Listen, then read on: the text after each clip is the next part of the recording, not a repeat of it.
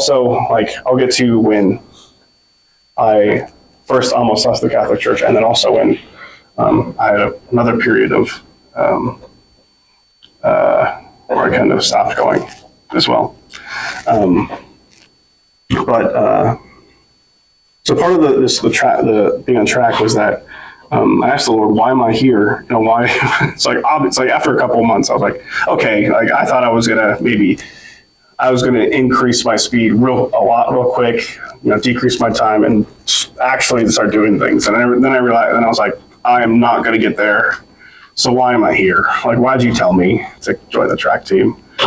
And then he's like, I want you to pray. I was like, I am. So I'm talking to you. But then I realized he wanted me to specifically minister and pray for the track team. And I was like, oh, I could do that. That's easy. So what I started to do was I started to pray every day. I wrote everyone's name down. I started to pray every day. And for them by name, like I had them in my journal. I would just put my hand over each name. And then I would invite them to come to different events. And I only had one person say yes the first time I ever asked them. And then I would continue to ask, and nobody ever came. And but the first week, I was praying, Lord, let me bring them to you. Like, I want to bring them to you. I want to be. It's like I want them to see who you are, which is it's a good prayer, right? It's a good prayer. But I realized that I'm in the middle of it. Like it was me. I was supposed to be the one doing it. And so I was kind of really frustrated after literally a week or two of nobody saying yes other than that one person. So then I changed my prayer to, Lord, I don't care how they come to you. I just want them to come to you. Like, I don't care how they meet you. And then that prayer felt more peaceful than my other prayer. I was like, oh, okay. And then I started seeing them come to these events that I was inviting them to, but I wasn't the one bringing them. Someone else had invited them, and all of a sudden, I started seeing these people start showing up to these other prayer events and these other things, and I was like, what the heck? And then I started hearing them talk about the Lord more often at the dinner table, and I was like, what the heck? How did that even come about? And they would be talking about it and I would, drop my tray off, listen to them talking and having actual questions about Jesus and faith and how to pray. And so, but I would have to, I walked away to get my drink and come back, and they already changed the subject. I was like, no, I want to talk about it. But it was one of those, it was, anyway, I just started noticing all those changes, and there's a lot that, there's a really beautiful thing of how things, how the Lord likes to answer prayers. He can and will at times answer them very immediately, and can transform things. And I ran into a freshman 4 years later. It happened to be his last day on campus. I was just visiting campus just to kind of check it out. And his last day on campus, other than he was going to move back to Montana, and I would have never seen him again. But he was the guy that I got closest with, and just randomly ran into him. And so we were talking, we were just catching up, and then next thing you know, he's like, have you heard of what's going on happening at the track team? And I was like, no, I have not been paying any attention to that. He's like, yeah, we now have, he said, 2 or 3 Bible studies going on. They have, they pray before every track meet. They have kind of someone give a little preach at team meetings. And he's like, yeah, it's very different from when you were here. And when I was there, none of that was. There were 2 Bible studies, but those 2 Bible studies, I was the only one at one of them, and then the other one only had 2 women at the other one. But these were 2 full Bible studies, and then they had to have a 3rd or 4th one, which I forget how many there were. But all of a sudden, there's this massive increase, and I'm like, I don't. Yes, maybe other things changed, but it's a really interesting thing that I I was the one I prayed, and then all this was going on without me doing anything other than like just being faithful in prayer, and really taught me just like humility of prayer, and it can change something kind of this big. So also that happened that year when I was on track at University of Mary. That's when I decided, or that's when I almost left the Catholic Church the first time, or say, yeah, the first time. I was dating a girl that wasn't Catholic, and she had all these questions, like the basic, okay, what about confession? What about the Eucharist? What about Mary? Just your big questions that most Protestants have. And I didn't really have answers for that. I didn't really have at the time. And even though I just like taught a lot of that during that summer, but I didn't really have any answers. So it's like, so those kind of questions kind of stuck on me for myself. And then I started having these encounters at this non-denominational worship service where like I feel the presence of God in greater ways. And I was meeting these people that were, from my perspective, were more friendly and more outgoing than the people that I was running into at the Catholic Church at that time. And it got to be a point of like, okay, I'm not sure why would I need to be Catholic if I'm meeting God out, in these other spaces? And so I talked to my parents. I told my parents, like, I'm not sure if I'm going to be Catholic very long. And they're like, well, kind of figured that was going to happen because you talk a lot about this non-denominational place. But before you make your decision, you need to make. It's like, I just want you to talk to Father Ross before you leave. And so I did. Like that night I went just because I was home I forget what I was home for, like for a weekend or whatever. Father Ross was usually free in the evenings. So I went there and asked all those questions. I asked the questions of, what about confession? And what about the saints and Mary? Which, like, he gave the answers that we have given you. of like, this is what the Catholic Church teaches. This is where it's at in Scripture. And then I asked the question about the Eucharist. Because I had loved the Eucharist still, but I was just like, I was like, what about the Eucharist? Is this actually true? And I don't. I'm assuming he opened up John 6 and kind of went through that, but I don't remember because I had all of a sudden all these flashes of all these moments that I had a really deep and profound encounter with Jesus in front of the Eucharist, whether it was I was receiving at Mass or I was in adoration or I was just sitting in a chapel, in a Catholic chapel.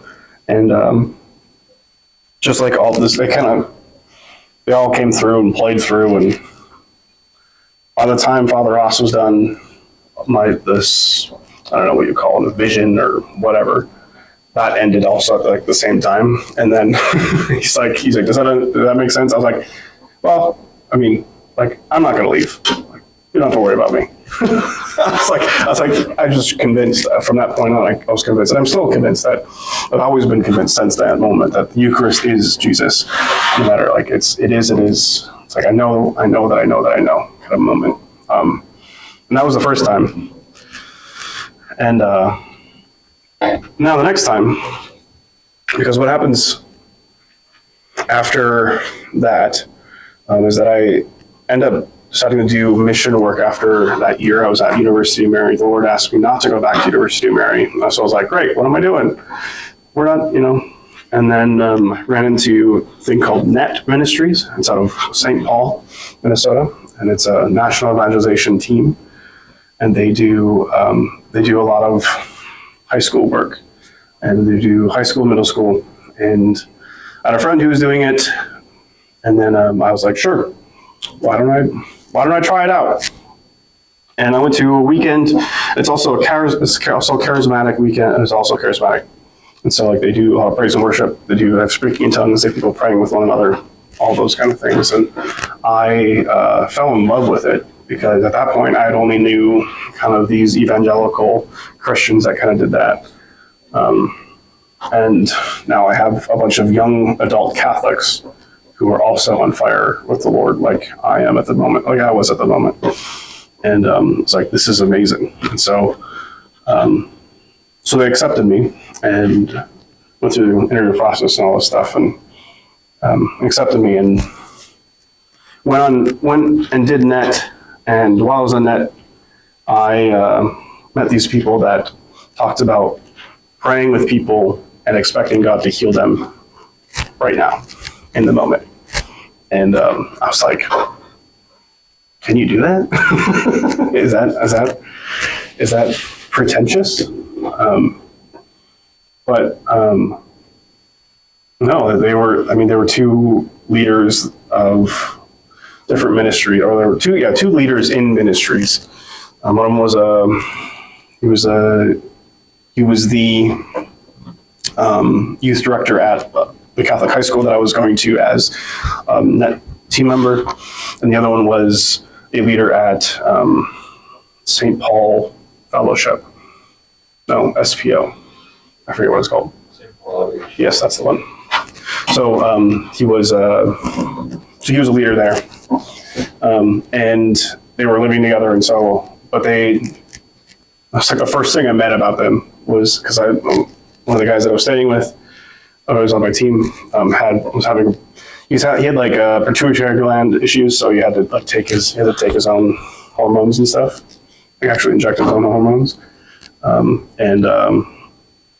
he and the first thing that one of those guys said was like, "Can I pray for you for that?" And I was like, maybe we can sat down and put our bags away. Like that's what he wanted to do. It was one of those things that's just, I was like, what the heck? We prayed, nothing happened, but it still left a mark in me. And we watched this movie where this is kind of what people would actually go out and they do evangelism by asking the Lord where to go, and then kind of writing down the words, and then hope, and then just going out in faith and going to these places, hoping to find people that they might have descriptions of. So, which is also wild and crazy. But so we went, and we didn't find anybody to pray with. I think we prayed with one person, but we didn't find anyone on any of our lists that we made. And so, but it changed me because they were actually expecting this to happen. And they're expecting God to show up and people to be touched by the Lord and wanting to see that. And so I just had these changes, I just like, hey, there's something more to this Christian life than going to Mass and kind of doing service. And then then the year goes on, and then I did things by doing things. I went to my high school, did the ministry stuff, but during December we take a break for Christmas, and during December retreat, everyone comes back before going back home, and during December retreat we had a friend who had broken her back in a freak sledding accident, and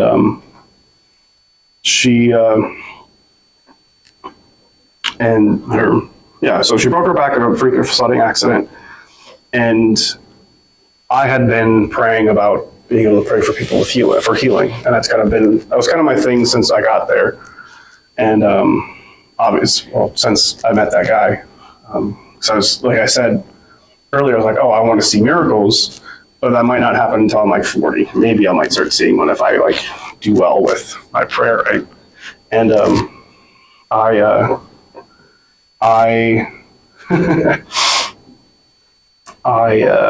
anyway, so she has a broken back. We went into adoration and worship, and she was sitting in the back, and normally I'm up front, so I'm up front worshiping, but for now I felt like the Lord told me to go sit by her, and so I was like, okay, it's way in the back, not really where I want to be, but okay.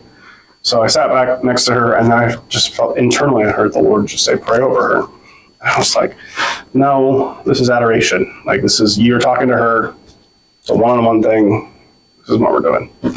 And then I just heard it again, pray over her. I was stronger. I was like, no, like this is really weird. Like this is a one-on-one thing. And it kept going over and over again. And I kept wrestling with him, but he wins usually. And I finally turned to her and I go, I was like, hey, could I pray for you? And she's like, sure. And so I started praying, and as I don't know, it just started becoming more and more of an intense prayer, and whether it's emotional or whatnot, I just know that it was a very intense. I just remember it being very intense. And she, I don't know, it happens in charismatic meetings sometimes that people get filled with the Holy Spirit in such a way that they all fall over and kind of lose kind of all the ability to kind of keep standing, just because like if the Lord is coming and touching someone, it's like if an all-powerful God is coming and touching someone, it's like something happens usually, and doesn't have to. Doesn't mean that God isn't touching you, but there is that point that that does happen. And so she fell over like that, and so like we were sitting down, so she just kind of like basically leaned over on me. That's kind of what happened. And but she was in a back brace, and so she shouldn't have been laying the way that she was laying. And I was like, I don't even like, do I hold her up? What do I do here? And anyway, so I finished the prayer, and then kind of a lot of things happened. I don't remember what all happened in sequence, but I just know that afterwards, after everything, I remember still sitting next to her, because I'd gone up and left and came back after that, and she was kind of coming to, and someone was like, I was worried about your back because you were laying in such a weird way, and she was like, yeah, I don't know if I need to worry about that. So she starts stretching her back, and she just lets out this blood-curdling scream of like, I'm healed, I'm healed, I'm healed, and starts running around the room. And I went, what the heck? I was like, I don't even, like, that was not what I was expecting. That wasn't even a year later after I had been like, I want to see miracles, and all of a sudden that happened. Blown away by that. And it was a wild thing, and I was up till like 3 a.m. because I was like, how the heck? My mind's just spinning. So I was like, how the heck does this happen? Why me? What's going on? And then actually a couple weeks later, it happens again, not like with the same person, but someone who has double ear infection. And I walk up to her because I could see that she was not doing great. And I was like, hey, how are you doing? I hadn't talked to her in a while. And she's like, oh, I'm ready to go home. I'm tired. I'm tired. My ears hurt. I was like, I think I have double ear infection. She didn't really have. She hadn't gone to the doctor yet. She was going to, but anyway, as she was explaining it, like after, I was like, oh, I'm sorry. Like, can I pray for you? Like, it kind of jumped out of my mouth. That's not what I came over for, but I was like, can I pray for you? Kind of jumped out of my mouth. She's like, yeah. And so we prayed, and I prayed for her ears to open up, and that this pain would go away. And then she I was like, I kind of had my eyes kind of open, and her eyes popped open. She's like, it's gone. Like, I don't have any more pressure in my ears. And I was like, what the heck? Praise God. And then she's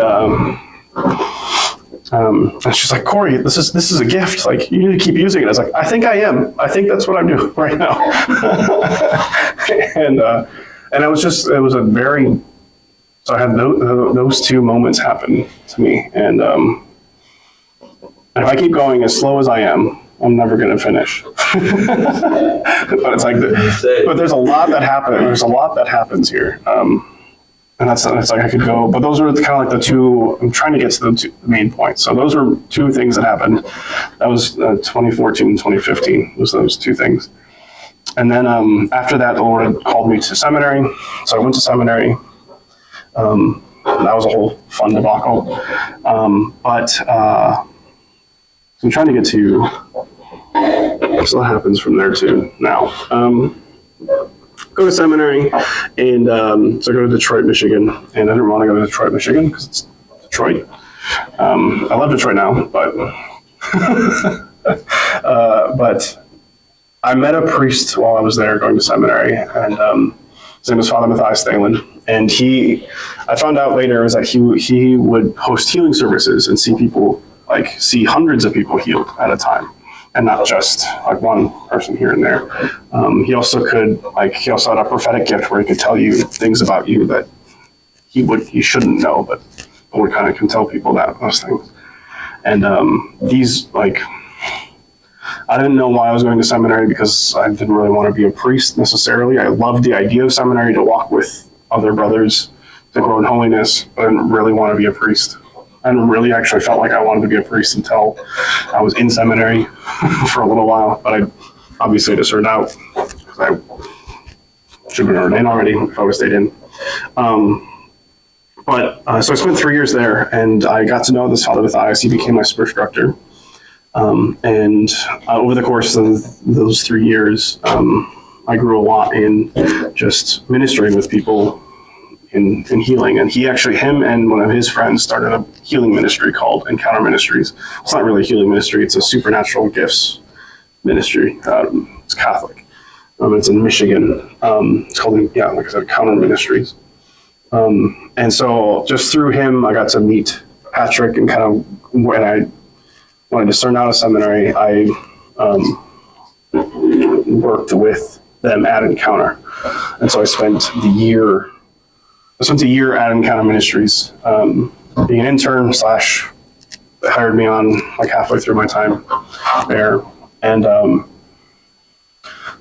there, that's what we taught. We taught how to teach people. We taught people how to pray for healing and expect it to happen. And I helped to lead healing services. And I started being the one that was seeing multiple people heal at a time. And it was a really beautiful time and moment. And then after a year of being at Encounter, the Lord had asked me to move to California. So I was in Michigan. And I went out to California just to go to this conference at this, it's a church called Bethel Redding. They were an Assemblies of God church, but now they're not. Now they're their own denomination. They're not really a denomination. They're non-denominational technically, but regardless, they focus on gifts and miracles and healings and signs and wonders in wild ways. To the tune of, just a lot of stuff. You'll find a lot of controversy about them. But they, and that's because they have a lot of things that happen that are unbelievable. But I went out there for a conference because we actually we take some of the teaching, because actually really good teaching that does align with the Catholic Church, and especially these how to pray with people and expect the miraculous. And as I was out there, I went out there for a conference, and the Lord was like, "Hey, you can move out here if you want to." And I was like, "Don't really want to, but why'd you tell me that? Why'd you make that a point to tell me that?" And then kind of followed up with like, "Okay, I think I need to move out here because of what he kind of showed me about what would happen if I moved out there." And so my time. So within a 3 weeks time span, I said yes to moving out there, and I packed everything up and I moved across country. Again, running after the Lord, not knowing if I was going to, if I was actually listening to who I think is talking to me. And it was one of the wildest and probably hardest times of my life. I spent 4 years out there. And through those years, I went through their school of ministry. So 2 years is you actually sit and you learn in a classroom setting. In the third year, you do kind of do more internship stuff, and you kind of work alongside a pastor. It's a non-Catholic place, but they're very open and loving to all denominations and Catholics. It was actually what was really wild about being out there was like the respect that I received when they found out that I was Catholic, and especially like when they when I said that I had studied to be a priest. The immense respect, and a lot of people ask me a lot of questions about just the faith and why does the Catholic Church believe this and that and this, which like ended up actually I have friends who told me, like a month ago, like, yeah, it's like, I find myself actually, like, they're not Catholic, but they find themselves, debating other people about the Catholic Church. Like they're actually on the Catholic side. They're like, no, like I actually have a friend who says this, this, and this, and that. And like it's really funny how I was like, interesting. That's funny. Anyway, but my time out there was difficult, and kind of like me leaving Encounter and me going out there spent I didn't have the best goodbyes, and I didn't have a great reception by some of the Catholic churches out there. And so between that and like other past hurts that I've had, just growing up in the Catholic Church, and every church is going to have its own faults, and because we're filled with people. The Catholic Church is imperfect because I'm in it. That's why the Catholic Church is imperfect. And so everyone can say that. That's the beautiful part about it. And but like after a long time, like a lot of those pain points took a toll on me, and then COVID hit while I was out there. And so obviously, like, we stopped going to mass because of that. Like, I'm watching it online, but after a while, I just got this overwhelmed of this. It's like, you know what, I don't know if I'm going to stay Catholic for very long like this. And I ended up not going back to the church, especially when it opened up, not going back to the Catholic Church. Even though I still believe the Eucharist was real, even though I was still answering everyone's question about the Catholic Church, even though everyone was actually literally people were calling me Father Corey because they knew I had been been almost a priest. And even though anytime anyone introduced me to that to like a whole room of like, I was never ordained a priest, so please don't call me Father Corey. Just want to clear that up before we do anything. And then I'd go into whatever I'm doing. But it was funny how like I spent most of my time I spent a lot of my time talking about the Catholic Church, even though I wasn't practicing Catholic at the time. And a lot of it, like I said, it was more pain around the receptivity of some of the people at the parishes that I was at, and then just some of the leadership that I had been around while I was here, while I was going through not here, but before I meant here as in the Catholic Church, before going out there. I had stopped going for a while, and it was. So I had this internal wrestling. I think that's part of the reason why it kind of took me out of being in kind of like this anxiety. And I had this anxiety. I had this like depressive state. Not to mention COVID's going on, and you're in California of all places for COVID, and then you have wildfire season, and there's a lot of stuff that was going on, and but regardless. How did it all happen? How did it all change? Well, Father Ross called me. He called me and asked me. He called me one Easter. What blew me away is he called me I think it was a Easter, or I forget. It was either a Good Friday or a Holy Thursday or something. He just called me. He was like, you were on my mind. Just asking I just want to know how you're doing. And that's all that he wanted to do. And so that's all, we talked a little bit. And that was a year or two before I actually started coming back to the church. So, but yeah, that's all he wanted to do. And so when I had met with a friend of mine and she asked me, this was towards the end. So this was it was like a year after Father called me. But she asked me, are you happy? And I was like, no, I am not happy. Having a hard time. And she's like, well, maybe you need to go and maybe it's like, you actually probably should reach out to a priest and just have some spiritual direction and figure out what's going on next. And so I tried to reach out to Father Thalen, my spiritual director while I was in seminary, but he's super busy, and from what I found out from other sources, is that he returns 0 text messages ever. So I didn't feel bad when I tried to text him or call him. In the moment, it hurt a lot because that was the main thing I was in pain with. But after I found all that out, I was like, oh, whatever. But with that, because I remember Father Ross had called me randomly, I was like, okay, I'll call him, or I'll text him, ask him if I can just have a quick quick phone call. So I did, and we had an hour and a half chat.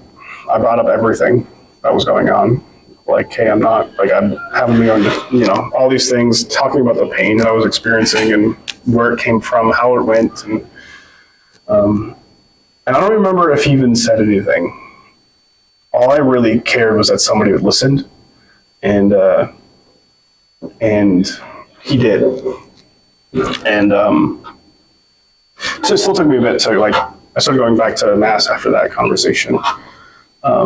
I waited to come back, or when I came back to Fargo, I went to confession for the first time in a couple of years. But regardless, it was that phone call, and I was like, a week later, he called me again and asked me about if I wanted to take this job. He's like, I know you're going through a hard time, but you're still on, you've been on my mind about this position of being a parish missionary, and let's just pray about it and see what happens. And so yeah, and I prayed, and the Lord was very clear that I should move back here and take this position.